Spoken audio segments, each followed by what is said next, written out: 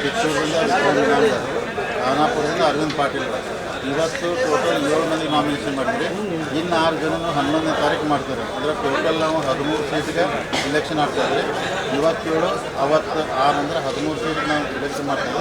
ಅದಕ್ಕೆ ಎಲ್ಲರೂ ನಾವು ಅಂದರೆ ಮೊದಲ ಮಾತಾಡ್ಕೊಂಡು ಇವತ್ತು 11 ಮಾಡೋದು ಡಿಸೈಡ್ ಮಾಡಿದ್ವಿ. 7 ಜನ ನಿಂತಾರೋ ಟೋಟಲ್ 13 ಜನ ನಮ್ಮ ಪ್ಯಾನಲ್ದಿಂದ ನಾವು ನಿಲ್ಲಿಸ್ತೇವೆ.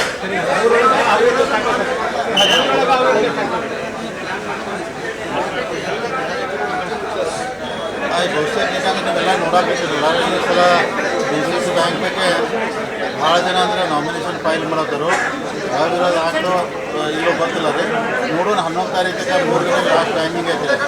ಇನ್ನೂ ಕೆಲವೊಂದು ಯಾಕಂದರೆ ಅವತ್ತು 11 ತಾರೀಕು ಮೂಡಲಿಗೆ ಮಾಡ್ತಾಯಿದ್ದೀವಿ, ಗೋಕಾಕ್ ಮಾಡ್ತಾಯಿದ್ದೀವಿ, ಆಮೇಲೆ ನಮ್ಮದು ರಾಮದುರ್ಗ ರೀ, ಆಮೇಲೆ ಬೆಳಗಾವಿ ಐತಿ, ಆಮೇಲೆ ಅದರ್ಸ್ ಮಾಡ್ತೀವಿ, ಆಮೇಲೆ ಹುಕ್ಕೇರಿ ಮಾಡ್ತೀವಿ.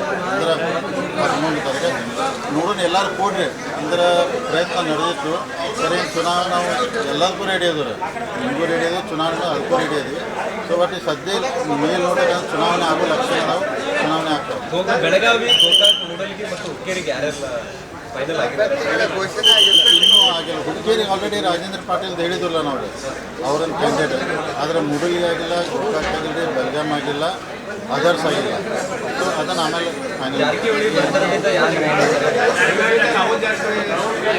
ಜಾರಕಿಹೊಳಿ ಮನೆತನದಿಂದ ಯಾರಾದರೂ ಸ್ಪರ್ಧೆ ಮಾಡ್ತಾರೆ? ಈಗ ಅದನ್ನು 11 ತಾರೀಕು ಗೊತ್ತಾಗ್ತಿಲ್ಲ, 11 ತಾರೀಕು ಹೇಳ್ತಿಲ್ಲ. ಯಾಕಂದರೆ ಇನ್ನೂ ಚರ್ಚೆ ನಡೆದಿದ್ರಿ. ಉಸ್ತುವಾರಿ ಮಂತ್ರಿ ಅವ್ರು ಬೆಂಗಳೂರು ಬಂದ ಕೂಡಲೇ ಅಂದ್ರೆ ಮೂಡಲಿಗಿರ್ಬೋದು, ಗೋಕಾಕ, ಬೆಳಗಾವಿ ಎಲ್ಲ ಚರ್ಚೆ ಮಾಡಿ ನಿಮಗೆ 11 ತಾರೀಕು ನಾವು ಒಂದು 11 ಗಂಟೆಗೆ ಫೈನಲ್ ಆಗಿ ಕ್ಯಾಂಡಿಡೇಟ್ ಹೆಸರು ಹೇಳ್ತಾರೆ. ಬೆಳಗಾವಿಯಲ್ಲಿ DCC bank MLA election, MP election ನಡೆಸುವಂತ ನಡೀತಾ ಇದೆ ಅನ್ನೋ ಚರ್ಚೆ ರಾಜ್ಯ ಮಟ್ಟದಲ್ಲಿ ನಡೀತಾ ಇದೆ.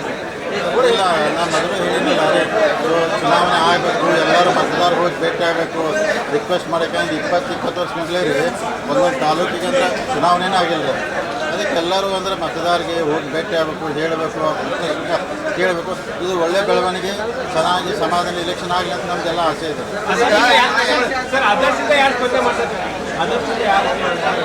ಅದು ನೋಡೋಣ. 5 ಜನ ಆಕಾಂಕ್ಷಿಗಳು ಅದಾರೆ, ಅದರ್ಸೊಳಗೆ 5 ಜನ ಅದಾರು. ಅದಕ್ಕೆ ಎಲ್ಲರ ಜೊತೆ ಮಾತಾಡ್ಬಿಟ್ಟು ಒಂದು ಕ್ಯಾಂಡಿಡೇಟ್ ನಾವು 11 ತಾರೀಕು ಫೈನಲ್ ನಾಮಿನೇಷನ್ ಮಾಡ್ತೀವಿ. ಭಾಳ ಜನ 6-7 ಜನ ಆಕಾಂಕ್ಷಿ ಇದ್ದಾರೆ.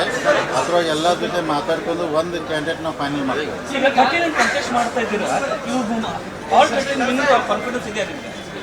13 ಕಂಡಿನ ಹಾಕ್ತಾ ಇದ್ದೀರಾ, ಎಲ್ಲ 13 ಗೆಲ್ಲು ಕಾನ್ಫಿಡೆನ್ಸ್ ಇದೆ? ಡೆಫಿನೆಟ್. ಯಾಕಂದ್ರೆ ಚುನಾವಣೆ ನಿಂತಾಗಲಿ ಎಲ್ಲರೂ ಗೆಲ್ಲಬೇಕಂತ ನಿಂತಾಗ ಸೋಲ್ಬೇಕು ಯಾರೂ ನಿಲ್ಲೋದಿಲ್ಲ. ನಾವು ಅಂದ್ರೆ 13 ಫೈಟ್ ಮಾಡ್ತೀವಿ. ಬಟ್ ಎಲ್ಲರೂ ನಾವು ವಿನ್ ಆಗೋ ಎಲ್ಲ ನಮಗೆ ಅಂದ್ರೆ ವಿಶ್ವಾಸ ಐತಿ, ಗೆಲ್ತೀವಿ. ಈಗ ಕೆಲವೊಂದಿಷ್ಟು ಕ್ಷೇತ್ರಗಳಲ್ಲಿ ಅವ್ರ ಕಡೆ ಸಂಖ್ಯಾಬಲ ಇಲ್ಲ ಅಂತಂದ್ರೂ ಕೂಡ ನಾಮಿನೇಷನ್ ಮಾಡ್ತಾ ಇದ್ದಾರೆ ಉದ್ದೇಶಪೂರ್ವಕವಾಗಿ. ಸೊ ಎಲ್ಲೋ ಒಂದು ಕಡೆ ಬಾಲಚಂದ್ರ ಜಾರಕಿಹೊಳಿ ಅವ್ರನ್ನ ಡಿಸ್ಟರ್ಬ್ ಮಾಡುವಂಥ ಡಿಸ್ಟರ್ಬ್ ಅನ್ನೋದು ಚುನಾವಣೆ ಬಗ್ಗೆ ನಮ್ಮ ಒಂದು ಕಡೆ ಹಿಡಿಯಲ್ಲರು. ಒಂದು ಕಡೆ ಜಿದ್ದಾಜಿ ಚುನಾವಣೆ ಆಗ್ಬೋದು, ಕೆಲವೊಂದು ಕಡೆ ನಾಮಕೆ ವಾಸ್ತೆ ಚುನಾವಣೆ ಆಗ್ಬೋದು. ಕೆಲವೊಂದು ಜನ ಅನ್ಬೋದು ಅನ್ನಪೋಸ್ ಮಾಡೋಕೆ ಬಿಡ್ದ ಇಲೆಕ್ಷನ್ ಮಾಡಿಸೋಣ ಅಂತೇಳಿ ಇಲೆಕ್ಷನು ಮಾಡಿಸ್ಬೋದು. ಅವಾಗ ನಾಮಕೆ ವಾಸ್ತೆ ಇಲೆಕ್ಷನ್ ಒಂದು ಕಡೆ ಜಿದ್ದಾಜಿದ್ದೆ ಆಗ್ತೈತಿ. ಬಟ್ ಎಲ್ಲ ಕೂಡಿ ಒಳ್ಳೆಯ ಜನ DCC ಬ್ಯಾಂಕ್ ಆಯ್ಕೆ ಬಂದು ಸೊ ಮುಂದಿನ ದಿನಮಾನದಾಗ 5 ವರ್ಷ ಒಳ್ಳೆಯ ಆಡಳಿತ ನಡೆಸಿ ಈ ಭಾಗದಲ್ಲಿರುವಂಥ ರೈತರಿಗೆ, ಸಾಮಾನ್ಯ ಜನಕ್ಕೆ ಒಳ್ಳೇದು ಮಾಡೋಂಥ ಪ್ರಾಮಾಣಿಕ ಪ್ರಯತ್ನ ನಮ್ಮ ಗುಂಪು ಕಡೆಯಿಂದ ನಾವು ಮಾಡ್ತೇವೆ.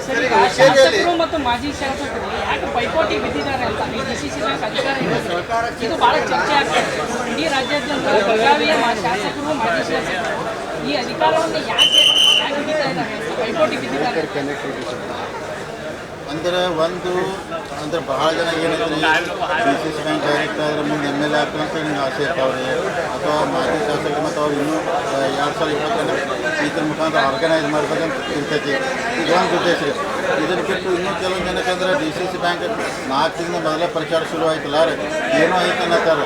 ಅದಕ್ಕೆ ತಮ್ಮ ಮುಖಾಂತರ ಹೇಳ್ತಾನು ಇಲ್ಲಿ TADA ಬಿಟ್ಟು ಏನೂ ಇಲ್ಲ ರೀ, ಅದಕ್ಕಂತ ದೊಡ್ಡದು ಏನೂ ಇಲ್ಲ. ದಯಮಾಡಿ ಎಲ್ಲರೂ ಕಾಂಪಿಟೇಷನ್ ಭಾಳ ಮಾಡೋದು ನನ್ನ ವಿನಂತಿ ರೀ. ಈಗ ನಾವು